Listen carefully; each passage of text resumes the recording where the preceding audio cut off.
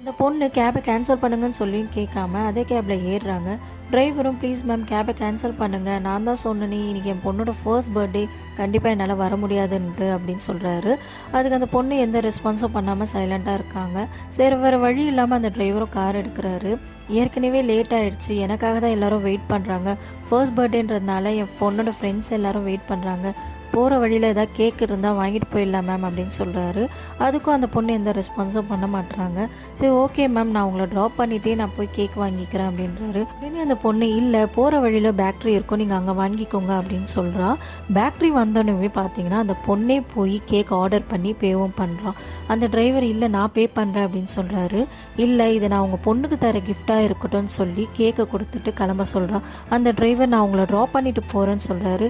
இல்லை already late ஆகிடுச்சு, நீங்கள் போங்க, நான் இங்கேருந்து ஆட்டோவில் போகிறேன் அப்படின்னு சொல்கிறாங்க. நம்ம எதிர்பார்க்காம இருக்கிறப்போ நடக்கிற ஒரு சின்ன விஷயம் நம்மளுக்கு லைஃப் லாங் கொடுக்குற ஒரு பெரிய சந்தோஷமாக இருக்கும். இந்த மாதிரி உங்கள் லைஃப்பில் ஏதாவது நடந்திருந்தால் கமெண்ட்ஸில் சொல்லுங்கள்.